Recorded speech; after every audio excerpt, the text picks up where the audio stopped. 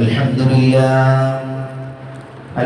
لله نحمده ونستعينه ونستغفره ونعوذ بالله من شرور أنفسنا ومن سيئات أعمالنا من يهده الله فلا مضل له ومن يضلل فلا هادي له ونشهد أن لا إله إلا الله وحده لا شريك له ونشهد أن سيدنا محمدا عبده ورسوله أرسله بالهدى ودين الحق ليظهره على الدين كله ولو كره المشركون.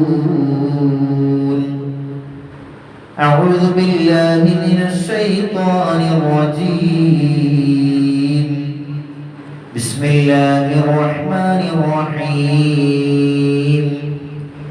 إن الذين قالوا ربنا الله ثم استقاموا فلا خوف عليهم ولا هم يحزنون أولئك أصحاب الجنة خالدين فيها جزاء بما كانوا يعملون. صدق الله مولانا العلي العظيم. റഹ്മാനായ റബ്ബ് പരിശുദ്ധമായിരിക്കുന്ന ഈ രാവിന്റെ ഹഖ്ജാഹ് ബറകത്ത് കൊണ്ട് നമ്മൾ ചൊല്ലി പറഞ്ഞ എല്ലാ കാര്യങ്ങളും നമ്മിൽ നിന്നും സ്വീകരിക്കുമാറാകട്ടെ. നമ്മിൽ നിന്നും മരണപ്പെട്ട് നമുക്ക് ചുറ്റും അന്ത്യവിശ്രമം കൊള്ളുന്ന മാതാപിതാക്കൾ, കൂട്ടുകുടുംബാദികൾ, ഉറ്റവരുടെയോ സഹായിച്ചവർ, സ്നേഹിച്ചവരടക്കം എല്ലാവരുടെയും അല്ലാഹു മഹത്തായിരിക്കുന്ന ഈ മജ്‌ലിസിന്റെ സവാബിനെ ഈ നിമിഷത്തിൽ തന്നെ എത്തിച്ചു കൊടുക്കുമാറാവട്ടെ. പരിശുദ്ധമായിരിക്കുന്ന ഈ മജ്‌ലിസിലേക്ക് സംഭാവനകൾ നൽകിയ നിരവധി ആളുകൾ അല്ലാഹു എല്ലാവരുടെയും സംഭാവനകൾ സ്വീകരിക്കട്ടെ. അർഹമായ പ്രതിഫലം ഈ ലോകത്തും നേടി അനുഗ്രഹിക്കുമാറാവട്ടെ. എല്ലാവിധ ഉദ്ദേശങ്ങളെയും അല്ലാഹു പൂർത്തീകരിച്ചു കൊടുക്കുമാറാവട്ടെ. ബഹുമാനികളെ, ഒരു വിശ്വാസിയുടെ വിശ്വാസം പൂർണ്ണമാകണമെങ്കിൽ അവന്റെ അഖീദ ശരിയായിരിക്കണം. അവന്റെ വിശ്വാസം ശരിയായാൽ മാത്രമേ മറ്റെന്ത് അമൽ ചെയ്തിട്ടും കാര്യമുള്ളൂ. അപ്പോൾ എന്താണ് ഒരു വിശ്വാസം എന്നത്? ഹബീബായ റസൂലുള്ളാഹി സ്വല്ലല്ലാഹു അലൈഹി വസല്ലമ തങ്ങളുടെ അടുക്കൽ ഒരാൾ വന്നു. ദാത്ത യൗമിൻ ഇദ് തലഅ അലൈനാ റജുലുൻ ശദീദു ബയാദി സിയാബ്, നല്ല വെളുവെളുത്ത തൂവെള്ള വസ്ത്രധാരിയായ ഒരാൾ, ശദീദു സവാദ് ശഅർ, നല്ല കറുകറുത്ത മുടിയുള്ള ആൾ, ലാ യുറാ അലൈഹി അസറു സഫർ, ആ നാട്ടുകാരനായി ഞങ്ങൾക്ക് ആർക്കും പരിചയമില്ല, എന്നാൽ യാത്രയുടെ ലക്ഷണങ്ങളൊന്നും അയാൾക്ക് കാണുന്നുമില്ല. ആ ആഗതനായ ഹബീബായ റസൂലിന്റെ മജ്‌ലിസിനെ കുറിച്ചാണ് പറഞ്ഞുകൊണ്ടിരിക്കുന്നത്. മഹാനായ ഉമർ ഇബ്നുൽ ഖത്താബ് തങ്ങളാണ് പറയുന്നത്. അങ്ങനെ അയാൾ കടന്നു വന്നു. ഞങ്ങളിൽപ്പെട്ട ആർക്കും അയാളെ തിരിച്ചറിയാൻ കഴിയുന്നില്ല. എന്നാൽ പുറം ദേശക്കാരനാണെങ്കിൽ അന്നത്തെ യാത്രയുടെയൊക്കെ ഒരു ഘട്ടം അറിയാമല്ലോ. അത്ര യാത്രയുടെ യാതൊരു ക്ഷീണവും അയാൾ കാണുന്നില്ല. അങ്ങനെ ആ വ്യക്തി വന്നുകൊണ്ട് ഹബീബായ റസൂലുള്ളാഹി സ്വല്ലല്ലാഹു അലൈഹി വസല്ലം തങ്ങളുടെ ചാരത്തടുത്തു വന്നങ്ങനെ അയാൾ ഇരുന്നു. അങ്ങനെ തൻ്റെ മുട്ടുകൾ റസൂലുള്ളാഹിന്റെ മുട്ടിനോട് അടുപ്പിച്ച് അത്രയും അടുത്തു വന്നുകൊണ്ടിരുന്നു കൊണ്ട് അയാൾ ചോദിച്ചു, അല്ലയോ യാ മുഹമ്മദ്, അഖ്ബിർനി അനിൽ ഇസ്ലാം, എന്താണ് ഇസ്ലാം എന്നതിനെ കുറിച്ച് എനിക്ക് നിങ്ങൾ പഠിപ്പിച്ചു തരണം, എനിക്ക് നിങ്ങൾ അറിയിച്ചു തരണം. അപ്പോൾ ഹബീബായ റസൂലുള്ളാഹി ഇസ്ലാം കാര്യങ്ങളെ കുറിച്ച് പറഞ്ഞു കൊടുത്തു. അൽ-ഇസ്ലാമു അൻ തശ്ഹദ അല്ലാ ഇലാഹ ഇല്ലല്ലാഹു വ അന്ന മുഹമ്മദർ റസൂലുള്ളാഹ് എന്ന് അദ്ദേഹത്തോട് പറഞ്ഞു കൊടുത്തു. ഇസ്ലാം എന്നാൽ അതിൽ ഏറ്റവും പ്രധാനമായിട്ടുള്ളത് അല്ലാഹു അല്ലാതെ മറ്റൊരു ആരാധ്യനില്ല എന്നും ഞാനാകുന്ന മുഹമ്മദ് സ്വല്ലല്ലാഹു അലൈഹി വസല്ലമ തങ്ങൾ അല്ലാഹുവിന്റെ നബിയും ദൂതനുമാണെന്നുള്ള വിശ്വാസമാണ് അതിൽ ഏറ്റവും പ്രധാനപ്പെട്ടത്. എന്നിട്ട് പിന്നെ നോമ്പ് നിസ്കാരം നിർവഹിക്കണം, സക്കാത്ത് കൊടുക്കണം, റമദാൻ മാസം നോമ്പനുഷ്ഠിക്കണം, നിനക്ക് കഴിവാകുമെങ്കിൽ കഅബത്തിൽ ചെന്ന് ഹജ്ജ് നിർവഹിക്കണം. ഇതൊക്കെയാണ് ഇസ്ലാം എന്ന് അയാൾക്ക് പറഞ്ഞു കൊടുക്കുകയാണ്. അപ്പോൾ ഏറ്റവും ബേസിക് ആയിട്ടുള്ള ഇസ്ലാം എന്താണ് എന്നതിനെ കുറിച്ച് ഹബീബായ റസൂലുള്ളാഹി ആ ആഗതനായ വ്യക്തിക്ക് പറഞ്ഞു കൊടുത്തു. തീർന്നില്ല, അയാൾ വീണ്ടും ചോദിക്കുകയാണ്. അതെ മുഹമ്മദ്, നീ പറഞ്ഞത് സത്യമാണ്. ഞങ്ങൾ ഭയങ്കര അത്ഭുതപ്പെട്ടു. എന്താണിത്? ഒരാൾ വന്നൊരു ചോദ്യം ചോദിക്കുന്നു, ഹബീബായ റസൂലുള്ളാഹി അതിന് മറുപടി കൊടുക്കുന്നു, എന്നിട്ട് അയാൾ അതിനെ വാസ്തവമാക്കുന്നു. നിങ്ങൾ സത്യമാണ് പറഞ്ഞത്. അങ്ങനെ ഹബീബായ റസൂലിനോട് അദ്ദേഹം വീണ്ടും ചോദിക്കുകയാണ്, മൽ ഈമാൻ, എന്താണ് ഈമാൻ എന്ന് പറയുന്നത്? എന്ന് ചോദിച്ചപ്പോൾ മാത്രമേ അല്ലാഹുവിന്റെ ഹബീബ് സ്വല്ലല്ലാഹു അലൈഹി വസല്ലമ തങ്ങൾ ഇതേ പ്രകാരം തന്നെ മറുപടി കൊടുക്കുകയാണ്. ഫഅഖ്ബിർനി അനിൽ ഈമാൻ കൽ അൻ തുഅ്മിന ബില്ലാഹി വമലായികതിഹി വകുതുബിഹി വറസുലിഹി വൽ യൗമിൽ ആഖിരി വതുഅ്മിന ബിൽ ഖദരി ഖൈരിഹി വശർരിഹി. നമ്മൾ മദ്രസയിലൊക്കെ പഠിച്ച ഈമാൻ കാര്യത്തെക്കുറിച്ചും അല്ലാഹുവിന്റെ ഹബീബ് പഠിപ്പിച്ചു കൊടുക്കുകയാണ്. മൂന്നാമതായി ആഗതരായ വ്യക്തി ചോദിക്കുകയാണ്, എന്താണ് ഇഹ്സാൻ എന്ന് പറഞ്ഞാൽ? ഈമാൻ, ഇസ്ലാം ആദ്യമായി ബേസിക് നമുക്ക് വേണം. അല്ലാഹു അല്ലാതെ മറ്റാരുമില്ലെന്നും അല്ലാഹുവിന്റെ ഹബീബ് അവിടുത്തെ ദൂതനാണെന്നുമുള്ള ആ ഒരു വിശ്വാസം നമുക്ക് വേണം. അതാണ് ഏറ്റവും നമ്മുടെ അഖീദ, അതാണ് നമ്മുടെ അടിസ്ഥാനം. ഈമാൻ വേണം, അതുപോലെ തന്നെ ഇഹ്സാനും വേണം. എന്താണ് ഇഹ്സാൻ എന്ന് പറഞ്ഞാൽ? പദപ്രയോഗത്തിൻ്റെ അർത്ഥം നോക്കുകയാണെങ്കിൽ നന്മ, ഗുണം എന്നൊക്കെയാണ്. എന്ന് ചോദിച്ചപ്പോൾ അല്ലാഹുവിന്റെ ഹബീബ് പറഞ്ഞു, അൻ തഅബുദല്ലാഹ കഅന്നക തറാഹ്. അള്ളാഹുവിനെ നീ കാണുന്നില്ലെങ്കിലും അള്ളാഹു നിന്നെ കാണുന്നുണ്ട് എന്ന ബോധ്യത്തിൽ നിനക്ക് ആരാധന നിർവഹിക്കാൻ കഴിയുമ്പോഴാണ് നീ ഇഹ്സാനുള്ളവനായിത്തീരുന്നത്. ഫഇല്ലം തകുൻ തറാഹു ഫഇന്നഹു യറാക. നീ അള്ളാഹുവിനെ കാണുന്നില്ലെങ്കിലും അള്ളാഹു നിന്നെ കാണുന്നുണ്ട് എന്നുള്ള ആ ഒരു ഉത്തമ ബോധ്യത്തോടുകൂടി നിന്റെ ആരാധനകൾ നിർവഹിക്കാൻ നിനക്ക് സാധിക്കുമെങ്കിൽ നീ ഒരു ഇഹ്സാനുള്ളവനാണ്. തസവ്വുഫിൻ്റെയൊക്കെ തഅരീഫായിട്ട് അതിൻ്റെയൊക്കെ നിർവചനമായിക്കൊണ്ട് മഹത്തുക്കൾ നമുക്കിത് പഠിപ്പിച്ചു തരാറുണ്ട്. അപ്പോൾ ഈമാൻ വേണം, ഇസ്ലാം വേണം, ഇഹ്സാനും വേണം. എന്നാൽ മാത്രമാണ് നമ്മുടെ വിശ്വാസം പൂർണ്ണമാവുകയുള്ളൂ. അങ്ങനെ നിരവധിയായ ആ കാര്യങ്ങൾ ആ വന്ന ആഗതനായ ആൾ ചോദിക്കുകയാണ്, എന്താണ് ഖിയാമത്ത് നാളിനെ കുറിച്ച് ചോദിക്കുന്നു. ഫഅഖ്ബിർനി അനിസ്സാഅ. അപ്പോൾ ഹബീബായ റസൂലുള്ളാഹി പറഞ്ഞു, മൽ മസ്ഊലു അൻഹാ ബിഅഅലമ മിനസ് സാഇൽ. ചോദ്യകർത്താവിനേക്കാൾ കൂടുതലായിട്ടൊന്നും ചോദിക്കപ്പെട്ട എനിക്കതിനെക്കുറിച്ചുള്ള മറുപടി അറിയില്ല. നമ്മൾ രണ്ടാളും ആ വിഷയത്തിൽ അജ്ഞരാണ്. അത് അല്ലാഹുവിങ്കലുള്ള കാര്യമാണ്. അപ്പോൾ പറഞ്ഞു, ഫഅഖ്ബിർനി അൻ അമാറാത്തിഹ.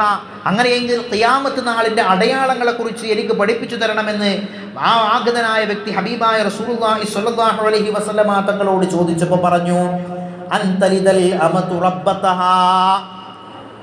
ഒരു ഭൃത്യയായ സ്ത്രീ, അടിമയായ സ്ത്രീ തൻ്റെ യജമാനന് ജന്മം നൽകലാണ്. നിരവധിയായ വിശദീകരണങ്ങൾ ഈ ഒരു പദപ്രയോഗത്തിന് വന്നിട്ടുള്ളതിൽ ഏറ്റവും പ്രധാനപ്പെട്ട വിശദീകരണം എന്തെന്ന് വെച്ചാൽ, ഖിയാമത്ത് നാളാകുമ്പോഴേക്ക് ഓരോ സ്ത്രീകളെയും സംബന്ധിച്ച് അവൾ ജന്മം നൽകുന്നത് അവരുടെ യജമാനനാണ്. എന്ന് പറഞ്ഞാൽ മക്കളാൽ ഭരിക്കപ്പെടുന്ന, മക്കളാൽ ക്രൂശിക്കപ്പെടുന്ന, മക്കളാൽ നിയന്ത്രിക്കപ്പെടുന്ന മാതാപിതാക്കളുണ്ടാകുന്ന കാലം അടുത്താൽ അത് ഖിയാമത്തിൻ്റെ അടയാളമാണെന്ന് ഹബീബായ റസൂലുള്ളാഹി സ്വല്ലല്ലാഹു അലൈഹി വസല്ലമ തങ്ങൾ അവിടുന്ന് ആഗതനായ വ്യക്തിക്ക് പറഞ്ഞു കൊടുക്കുക. വഅൻതറൽ ഹുഫാത്തൽ ഉറാത്തൽ ആലതരി ആശാഇ യതതാവലൂന ഫിൽ ബുനിയാൻ. 5 പൈസക്ക് വകയില്ലാതിരുന്ന, ചെരിപ്പിടാതെ ദരിദ്രരായിരുന്ന, ചെരിപ്പിടാതെ നടന്നിരുന്ന ആളുകൾ യതതാവലൂന ഫിൽ ബുനിയാനി, അവരൊക്കെ വലിയ വലിയ നീളമുള്ള കെട്ടിടങ്ങളൊക്കെ നിർമ്മിച്ച് വലിയ വലിയ സുഗാഢംബരങ്ങളിലേക്ക്, ഒരു കാലത്ത് ഒരു ഉടുതുണിക്ക് മറുതുണിയില്ലാതെ ജീവിച്ചിരുന്ന ആളുകൾ ഈ രീതിയിൽ വലിയ വലിയ നീളമുള്ള കെട്ടിടങ്ങൾ എന്ന് തന്നെ യതതാവലൂന ഫിൽ ബുനിയാൻ, കെട്ടിടങ്ങളിലൊക്കെ വലിയ വലിയ നീളമുള്ള കെട്ടിടങ്ങളൊക്കെ അവർ നിർമ്മിക്കും. ഇതൊക്കെ കണ്ടാൽ ഖിയാമത്ത് നാളിൻ്റെ അടയാളമാണെന്ന് ഹബീബായ റസൂലുള്ളാഹി സ്വല്ലല്ലാഹു അലൈഹി വസല്ലമ തങ്ങൾ ആഗതനായ വ്യക്തിക്ക് പറഞ്ഞു കൊടുത്തു. അങ്ങനെയൊക്കെ പറഞ്ഞു കേട്ട് മറുപടി കേട്ട് അങ്ങനെ ആ വ്യക്തി പോയി മറഞ്ഞു. പിന്നെ ആരും ഇതിനെ കണ്ടില്ല, അദ്ദേഹത്തെ കണ്ടില്ല. സുമ്മഖാലലി. അങ്ങനെ പോയതിന് അല്പസമയം ശേഷം ഹബീബായ റസൂൽ മഹാനായ ഉമർ തങ്ങളാണ് ഈ സംഭവം വിവരിക്കുന്നത്. യാ ഉമറു, ഏ ഉമറേ, അദ്ദരി മൻ സാഇൽ. ഈ ചോദ്യകർത്താവ് ആരാന്ന് നമുക്ക് മനസ്സിലായോ എന്ന് മഹാനായ ഉമർ ഇബ്നുൽ ഖത്താബ് റളിയല്ലാഹു അൻഹുവിനോട് ഹബീബായ റസൂലുള്ളാഹി ചോദിച്ചപ്പോൾ ഖുൽതു അല്ലാഹു റസൂലു അലം. അല്ലാഹു റസൂൽ അറിയില്ല, ആരാ വന്നതാണ്, ആരോ അറിയില്ല. ഖാല റസൂലുള്ളാഹി പറഞ്ഞു, ഫഇന്നഹു ജിബ്രീൽ. ആവുന്നത് മഹാനായ ജിബ്രീൽ അലൈഹിസ്സലാത്തു വസ്സലാം. അതാകും യുഅല്ലിമുകും ദീനകും. മൂപ്പർക്ക് ഇതൊന്നും അറിയാനിട്ടല്ല, മറിച്ച് നിങ്ങൾക്ക് നിങ്ങളുടെ ദീനിനെ പഠിപ്പിച്ചു തരുന്നതിന് വേണ്ടി. ഇനി ആ സംഭവം മറക്കുമോ? അപ്പോൾ നമ്മളൊരു വഅദ് പറയണത് പോലെ ഇങ്ങനെ പറഞ്ഞു പോയ റസൂലുള്ളാഹി ഇങ്ങനെ പറഞ്ഞു പോയിരുന്നുവെങ്കിൽ അതൊരു പക്ഷേ എല്ലാവരുടെയും മനസ്സിൽ പതിയണമെന്നില്ല. മറിച്ച് ഈ ഒരു സംഭവത്തിലൂടെ, ഇതിലൂടെ ഈമാനിൻ്റെ ആ വിശ്വാസത്തിൻ്റെ, ദീനിൻ്റെ ഉലൂമുകളെ അല്ലാഹുവിൻ്റെ ഹബീബ് സ്വഹാബികളുടെ മനസ്സിലേക്ക് ഇറക്കി കൊടുക്കുന്ന, ആഴത്തിലേക്ക് സന്നിവേശിപ്പിക്കുന്ന ഒരു രീതിയാണ്. ഇങ്ങനെ പല രീതി അല്ലാഹുവിൻ്റെ ഹബീബിൻ്റെ ദീന് പഠിപ്പിച്ചു കൊടുക്കുന്ന ആ ഒരു രീതി നമുക്ക് കാണാൻ കഴിയും. അതെന്താണെന്ന് നിങ്ങൾക്കൊരു വിഷയം അറിയോ? സ്വഹാബികൾക്ക് എന്താ റസൂലേ, നിങ്ങൾക്ക് ഞാൻ അറിയിച്ചു തരട്ടെ അതേ റസൂലെ അറിയിച്ചു തരീൻ. ഇങ്ങനെ ഒരു ജിജ്ഞാസയുണ്ടാക്കിയിട്ട് ആ മനസ്സുമായി വരുന്ന അത്തരത്തിൽ സാഗൂതം കേട്ടു നിൽക്കുന്ന സ്വഹാബികളുടെ മനസ്സിലേക്ക് അള്ളാഹുവിന്റെ ഹബീബ് ഇൽമു പറഞ്ഞു കൊടുക്കും. ഇതൊരു രീതിയായിരുന്നു ഹബീബ് സ്വല്ലല്ലാഹു അലൈഹി വസല്ലമ തങ്ങൾക്ക് ഉണ്ടായിരുന്നത്. ഞാൻ പറഞ്ഞു വന്നത്, ദീൻ എന്ന് പറയുന്നത് അതിൻ്റെ അടിസ്ഥാനമായി പല ഹദീസിന്റെ കിതാബുകളിൽ മഹാന്മാർ ആദ്യമായി ഉദ്ധരിക്കുന്ന സ്വഹീഹുൽ ബുഖാരിയിലടക്കം ആദ്യമായി ഉദ്ധരിച്ചിരിക്കുന്ന ഹദീസാണിത്. ദീനിന്റെ അടിസ്ഥാനം ഇതാണ്, അഖീദ ഇതാണ്. ഇതിൽ വ്യതിചരിച്ചിട്ടുള്ള ഒരു വിശ്വാസം നമുക്ക് സാധ്യമല്ല എന്നുള്ളതാണ്. കാരണം അള്ളാഹുവിൽ പങ്കു ചേർക്കുക, വിശ്വാസത്തിൽ കലർപ്പ് ഉണ്ടാക്കുക എന്നത് അള്ളാഹു ഒരു നിലക്കും പൊറുക്കാത്ത വിഷയമാണല്ലോ.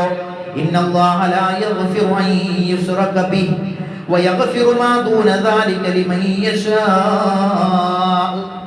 അള്ളാഹു ഒരിക്കലും പുറത്തു തരാത്ത വിഷയമാണ് അയ്യുശ്റക ബിഹി. അവനോട് പങ്കുകാരുണ്ട്, അള്ളാഹുവിന് പങ്കുകാരുണ്ട്, അവൻ്റെ കൂടെ വേറെ ആളുകളുണ്ട്, അള്ളാഹ്ക്ക് കുട്ടികളുണ്ട്, അല്ലെങ്കിൽ അള്ളാഹ്ക്ക് അവന് സഹായികളായിട്ടുള്ള ആളുകളുണ്ട്. ഈ രീതിയിൽ അള്ളാഹുവിൽ പങ്കു ചേർക്കുന്ന വിഷയമൊഴിച്ച് എന്തും ഇതല്ലാത്ത എന്ത് പാപങ്ങളും നമ്മളിൽ നിന്ന് സംഭവിച്ചാലും അള്ളാഹു ഒരു പക്ഷേ അവൻ ഉദ്ദേശിച്ച ആളുകൾക്ക് അവൻ പുറത്തു കൊടുക്കും. അപ്പോൾ നമ്മുടെ വിശ്വാസത്തിൽ നമ്മളൊരു കോംപ്രമൈസും നമ്മൾ ചെയ്യാൻ പാടില്ല. എന്തു വന്നാലും നിസ്കാരത്തിൽ ഒരു പക്ഷേ കോംപ്രമൈസ് ഉണ്ടാകും. രോഗമുണ്ടായിക്കഴിഞ്ഞാൽ, നിസ്കരിക്കാൻ പറ്റാത്തൊരു സാഹചര്യമാണെങ്കിൽ നിസ്കാരത്തിന് ഇളവുണ്ടാകും. അസുഖമാണെങ്കിൽ നിന്ന് നിസ്കരിക്കാൻ കഴിയാത്തവൻ ഇരുന്നും കടന്നും മലർന്നു കടന്നും ഒന്നുമില്ലെങ്കിൽ മനസ്സിൽ അവൻ്റെ അമലുകൾ കൊണ്ടു നടന്നിട്ടെങ്കിലും അങ്ങനെ ആരാധനകൾക്കൊക്കെ ഇളവുണ്ടെങ്കിലും വിശ്വാസത്തിനൊരു ഇളവില്ല. എൻ്റെ കാര്യം നടത്തി തന്നാൽ പടച്ചോനിൽ ഞാൻ വിശ്വസിച്ചോളാം എന്ന് പറഞ്ഞു കഴിഞ്ഞാൽ അവൻ നടത്തിത്തരും. അങ്ങനെ കാര്യം ആകാനും വേണം. അങ്ങനെ ചിന്തിക്കലോടുകൂടി തന്നെ അവൻ ഇസ്ലാമിൽ നിന്ന് പുറത്തു പോകും. വളരെ ഗൗരവമായി നമ്മൾ നമ്മൾ ശ്രദ്ധിക്കേണ്ട ആ വിഷയത്തിൽ ഗൗരവമായി നമ്മൾ മനസ്സിലാക്കേണ്ട കാര്യങ്ങളാണ് ഞാൻ പറഞ്ഞു വരുന്നത്. നമ്മുടെ മക്കളുടെയൊക്കെ പലരുടെയും മനസ്സിൽ ഇത്തരത്തിലുള്ള വിശ്വാസത്തിൽ വരുന്ന ചാഞ്ചല്യങ്ങൾ, പുത്തനാശയങ്ങൾ നമ്മുടെ മക്കളുടെ ഹൃദയത്തിലേക്ക് വന്നു കഴിഞ്ഞാൽ നമ്മൾ ഗൗരവമായി ചിന്തിക്കണം. ആ മക്കളാണ് നമുക്ക് വേണ്ടി നിസ്കരിക്കുന്നത്, ആ മക്കളാണ് നമുക്ക് വേണ്ടി മയ്യത്ത് നിസ്കരിക്കുന്നത്, അവരാണ് നമുക്ക് വേണ്ടി ദുആ ചെയ്യുന്നത്. വിശ്വാസം ശരിയല്ലാതെ 100 ഹജ്ജ് ചെയ്തിട്ടും കാര്യമില്ല, എല്ലാ ഇബാദത്തുകളും ചെയ്തിട്ടും കാര്യമില്ല. അഖീദ ശരിയായിട്ടില്ല എങ്കിൽ, വിശ്വാസം യാഥാർത്ഥ്യമായിട്ടില്ല എങ്കിൽ, അല്ലാഹുവിന്റെ ഹബീബ് സ്വല്ലല്ലാഹു അലൈഹി വസല്ലമ തങ്ങൾ പറഞ്ഞല്ലോ, അല്ലാഹുവിന്റെ ഹബീബായ റസൂൽ പറഞ്ഞു, സയ്യബത്നി ഹൂദ് വ അഖ്വാതിഹാ, സയ്യബത്നി ഹൂദ് വ അഖ്വാതുഹാ എന്ന് ഹബീബായ റസൂൽ പറഞ്ഞു. സൂറത്ത് ഹൂദിലെ ചില ആയത്തുകൾ എന്നെ നരപ്പിച്ചു കളഞ്ഞു. എന്തായിരുന്നു ആ സൂറത്ത് ഹൂദിലെ ആയത്തുകൾ? ഫസ്തഖിം കമാ ഉമിർത വമൻ താബ മഅക ഫലാ തത്ഖൗ ഇന്നഹു ബിമാ തഅമലൂന ബസ്രീർ. അല്ലാഹുവിന്റെ ഹബീബിനോട് സൂറത്ത് ഹൂദിലൂടെ അല്ലാഹു സുബ്ഹാനഹു വ തആല പറഞ്ഞു, ഫസ്തഖിം, നബിയെ ചൊവ്വായി നടക്കണം, ഇസ്തിഖാമത്ത് വേണം, വിശ്വാസത്തിൽ ചാഞ്ചല്യം പാടില്ല. കമാ ഉമിർത, നിങ്ങളോട് എങ്ങനെയാണോ കൽപ്പിച്ചത് ആ കൽപ്പിച്ചതുപോലെ ഇസ്തിഖാമത്തോടുകൂടി വിശ്വാസത്തിൽ അണുവിട ചാഞ്ചാട്ടമില്ലാതെ അഖീദയിൽ യാതൊരു തരത്തിലുള്ള കോംപ്രമൈസിനും തയ്യാറാകാതെയുള്ള ജീവിതം റസൂൽ അങ്ങനെ ചെയ്യാനിട്ടാണോ? അല്ല. എന്നിട്ടും അല്ലാഹുവിന്റെ ഹബീബ് ഉമ്മത്തിനെ പഠിപ്പിക്കുക എന്നുള്ള നിലക്ക് അല്ലാഹു സുബ്ഹാനഹു വ തആല അവിടുത്തെ ഹബീബിനോട് ആജ്ഞാപിക്കുമ്പോൾ ആ സൂറത്ത് ഹൂദിലെ വചനങ്ങൾ, ആയത്തുകളും ആ ആയത്തിന്റെ സഹോദരിമാരും, സൂറത്ത് ഹൂദും അതിന്റെ സഹോദരിമാരും എന്ന് പറഞ്ഞാൽ ആ ആയത്തുകൾ എന്നെ നരപ്പിച്ചു കളഞ്ഞു, ടെൻഷൻ അടിച്ച്. ആ ആയത്ത് വന്നതിന് ശേഷമാണ് മഹാനായിരിക്കുന്ന ഇബ്നു അബ്ബാസ് റളിയല്ലാഹു അൻഹു പറയുന്നുണ്ട്, ലമ്മാ ഉൻസിലത് ഹാദിഹിൽ ആയത്തു സമ്മറ റസൂലുള്ളാഹി സ്വല്ലല്ലാഹു അലൈഹി വസല്ലം ലിൽ ഇബാദ. ഈ ആയത്ത് വന്നതോടുകൂടി മുത്തായ റസൂൽ അവിടുന്ന് ഇബാദത്തിന് കൂടുതൽ തയ്യാറായി. അല്ലെങ്കിലേ ഇബാദത്തിലാണ്, ഈ ഇബാദത്ത് നിരതനാണ് അല്ലാഹുവിന്റെ ഹബീബ്. ഈ ആയത്ത് കൂടി ഇറങ്ങിയതോടെ മുത്തായ റസൂലുള്ളാഹ് ഒന്നുകൂടി തൻ്റെ ആരാധനകൾക്ക് ഒന്നുകൂടി പകിട്ടേയി, ഒന്നുകൂടി കൂടുതൽ ശ്രദ്ധ പുലർത്താൻ തുടങ്ങി. ഈ ആയത്ത് ഇറങ്ങിയതിൽ പിന്നെ മുത്തായ റസൂൽ ചിരിക്കുന്നത് ഞാൻ കണ്ടിട്ടില്ല. എന്നിട്ട് തന്റെ അസ്ഹാബിനോട് റസൂൽ പറഞ്ഞു, റസൂലുള്ളാന്റെ ഈ ആയത്ത് ഇറങ്ങിയതിന് ശേഷമാണ് മുത്തായ റസൂലിൽ പെട്ടെന്ന് നരബാധിച്ച് ടെൻഷൻ അടിച്ച്, പടച്ചോനെ, അല്ലാഹു എന്നോട് പറഞ്ഞിരിക്കുകയാണല്ലോ, ഇസ്തഖിം, നീ ചൊവ്വാവുക. ഹബീബായ റസൂലിനോടുള്ള ആജ്ഞാപനമായി പറഞ്ഞപ്പോൾ അത് ഉൾക്കൊള്ളേണ്ടവർ നമ്മൾ കൂടിയാണെന്നുള്ള ബോധം നമുക്ക് വേണം. നമുക്കെവിടെയാണ് ടെൻഷൻ?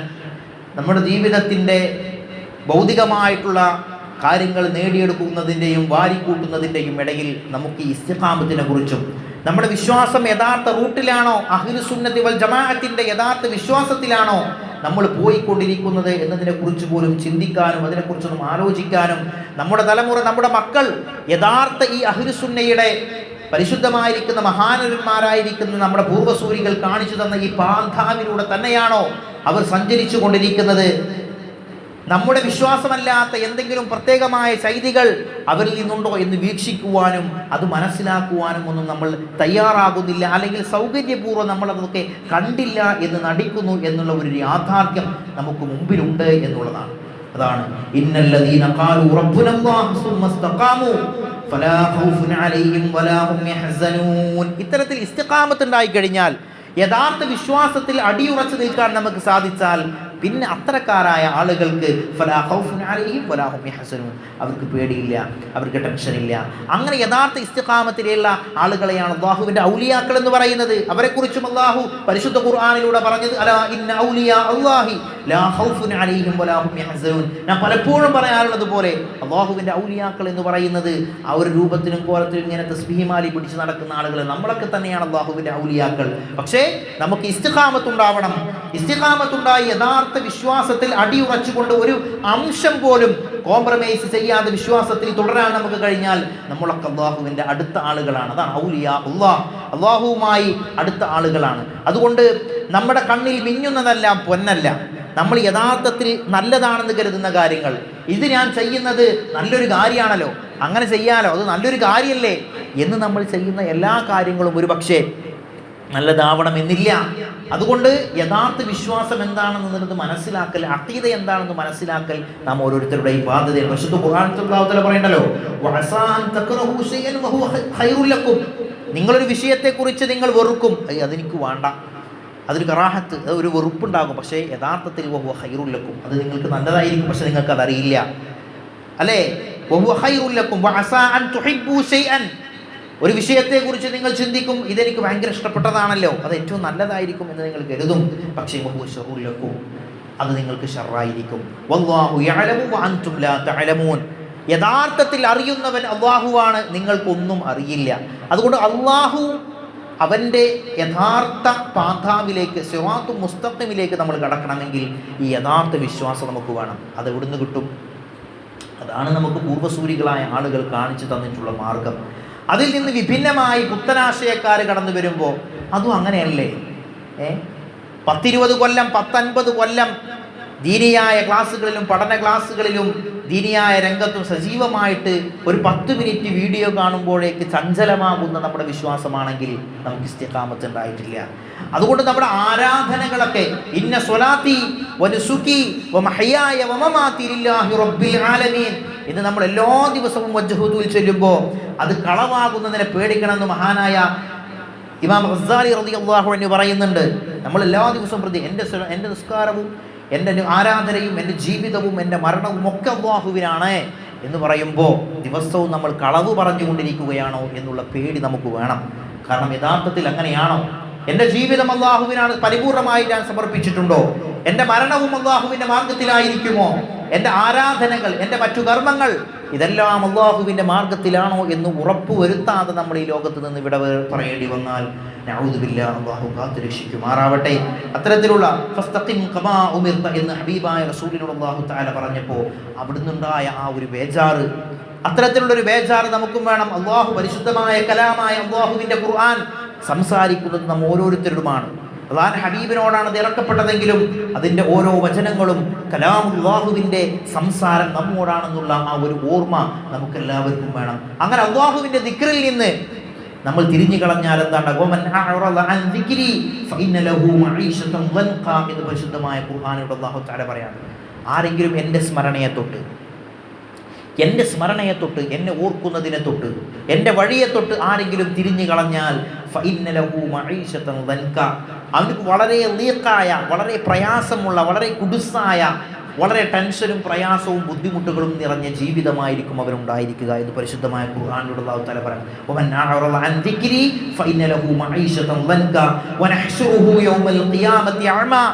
നാളെ ഖിയാമത്ത് നാളിൽ അവനെ അന്ധനായിക്കൊണ്ട് ഒന്നും കാണാൻ കഴിയാത്ത കൂരുള്ളിയായിക്കൊണ്ട് അവന് ഖിയാമത്ത് നാളിൽ അവനെ ഒരുമിച്ച് കൂട്ടും നമ്മൾ എന്ന് അല്ലാഹു സുബ്ഹാനഹു വ തആല പരിശുദ്ധമായ ഖുർആനിലൂടെ പറയുമ്പോൾ അല്ലാഹുവിൻ്റെ ദിക്റിനെ തൊട്ട് തിരിഞ്ഞു കളഞ്ഞതാണ് നമ്മുടെ ജീവിതത്തിൻ്റെ എല്ലാ പ്രശ്നങ്ങൾക്കുമുള്ള കാരണം എന്ന് നമ്മൾ മനസ്സിലാക്കുകയാണ്. ടെൻഷനുണ്ടോ? എന്താണ് കാരണം?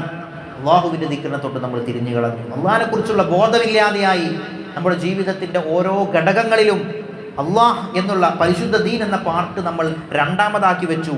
നമ്മുടെ ഇഷ്ടങ്ങളും നമ്മുടെ താല്പര്യങ്ങളും നാട്ടുകാരുടെ ഇഷ്ടങ്ങളും അവരുടെ അഭിപ്രായങ്ങളും അവരുടെ മുമ്പിലുള്ള നമ്മുടെ മേനിയും നമ്മുടെ വലിപ്പവും ഒക്കെയായി നമ്മുടെ ഒന്നാമത്തെ സ്ഥാനം. രണ്ടാമത്തെ ദീനിൽ എന്ത് പറയുന്നു എന്നത് നമ്മുടെ രണ്ടാമത്തതായപ്പോൾ അവനക്ക് അല്ലാഹു വളരെ കുടുസായ വളരെ പ്രയാസമുള്ള ഒരു ജീവിതമായി അല്ലാഹുവിനെ നിശ്ചയിച്ചു കൊടുത്തു. അല്ലാഹു കാത്തു രക്ഷിക്കുമാറാവട്ടെ. അതുകൊണ്ട് കൂടുതൽ ആരാധനകൾ ഇങ്ങനെ നിർവഹിക്കുക എന്നതല്ല നമ്മുടെ യഥാർത്ഥത്തിൽ. കുറേ നിസ്കാരം, കുറേ നോമ്പ്, അതൊക്കെ വേണമെങ്കിലും പരിശുദ്ധ ഖുർആൻ അല്ലാഹു തആല പറയുന്നുണ്ട്, ലൈസൽ ബിർറ അൻ തുവല്ലു വുജൂഹകും ഖിബലൽ മശ്രിഖി വൽ മഗ്രിബി വലാകിന്നൽ ബിർറ മൻ ആമന ബില്ലാഹി വൽ യൗമിൽ ആഖിർ വൽ മലായികതി വൽ കിതാബി വൻ നബിയ്യീൻ. യഥാർത്ഥത്തിലുള്ള വിശ്വാസം വേണം. അത് ഉറപ്പിച്ചിട്ട് വേണം ബാക്കിയുള്ളതൊക്കെ നമ്മൾ ചെയ്യാൻ വേണ്ടിയിട്ട്. അപ്പോൾ ആ രീതിയിൽ നമ്മുടെ ഇസ്തിഖാമത്തിനെ, നമ്മുടെ വിശ്വാസം അചഞ്ചലമാകാതെ അടിയുറച്ചുകൊണ്ട് പരിശുദ്ധ ദീനിൻ്റെ അഹ്ലുസുന്നത്തി വൽ ജമാഅത്തിൻ്റെ പാതാവിലേക്ക് നമ്മളെയും നമ്മുടെ തലമുറയെയും മക്കളെയും ഒക്കെ നമ്മോട് ബന്ധപ്പെട്ട എല്ലാവരെയും നടത്തുക എന്നുള്ള ഉത്തരവാദിത്വം കൂടി നമ്മൾ മാത്രം നന്നായാൽ പോരാ. കുല്ലുക്കും റാഇൻ വകുല്ലുക്കും മസ്ഊലൻ അൻ റഇയതിഹി. അവരെ ഭരിക്കേണ്ട, അവരെ നിർണയിച്ചു കൊടുക്കേണ്ട ഒരു പ്രായത്തിൽ നമ്മൾ ചെയ്തു കൊടുക്കണം. മനസ്സിലാകുന്നുണ്ടല്ലോ? അവർ പ്രായപൂർത്തി എത്തി സ്വന്തം കാര്യങ്ങളൊക്കെ ഒരു പക്വതയ്ക്ക് എത്തിക്കഴിഞ്ഞാൽ പിന്നെ അവരവരെ ഒഴുക്കി വിടണം. പക്ഷേ അതുവരെയുള്ള നമ്മുടെ വളരെ ഗൗരവമായ ഒരു ദൗത്യം നിറഞ്ഞ പ്രായമുണ്ടല്ലോ, ഒരു 15-16 വയസ്സുവരെയൊക്കെ. അത്രയൊന്നുമല്ല, നമുക്ക് ആ മക്കളുടെ നമ്മുടെ നിയന്ത്രണത്തിൽ വരുന്ന ആ ഒരു സമയം തന്നെ നമ്മുടെ മക്കളെ പരിപൂർണമായി അഹ്ലുസുന്നത്തി വൽ ജമാഅത്തിൻ്റെ പാന്താവിലേക്ക് നമ്മൾ നയിച്ചിട്ടില്ല എങ്കിൽ നമ്മുടെ ഒരു ആരാധനയും ശരിയാവില്ല. അവരാണ് നമുക്ക് വേണ്ടി മയ്യത്ത് നിസ്കരിക്കണമെങ്കിൽ നമ്മുടെ മയ്യത്ത് നിസ്കാരം ശരിയാവില്ല, അവരുടെ ഫാത്തിഹ ശരിയാവില്ല, മറ്റ് ആരാധനകളൊന്നും തന്നെ ശരിയാവില്ല. അല്ലാഹു കാത്ത് രക്ഷിക്കുമാറാവട്ടെ. യഥാർത്ഥ അഹ്ലുസുന്നത്തി വൽ ജമാഅത്തിൻ്റെ വിശ്വാസവുമായി മുന്നിട്ട് പോകാനും അതിലടിയുറച്ച് മരണം വരെ നിലയുറക്കാനും അല്ലാഹു നമുക്ക് ഏവർക്കും തൗഫീഖ് നൽകി അനുഗ്രഹിക്കുമാറാവട്ടെ. അഖീദയിൽ ചാഞ്ചല്യം വരുന്നതിനെ തൊട്ട് അല്ലാഹു കാത്തു രക്ഷിക്കുമാറാവട്ടെ. ഈമാൻ അല്ലാഹു സലാമത്താക്കി തരട്ടെ, ആഖിബത്ത് അല്ലാഹു നന്നാക്കി തരട്ടെ. ഈമാനോട് കൂടിയുള്ള മരണം അല്ലാഹു നമുക്ക് ഏവർക്കും നൽകി അനുഗ്രഹിക്കുമാറാവട്ടെ. ആമീൻ യാ റബ്ബൽ ആലമീൻ.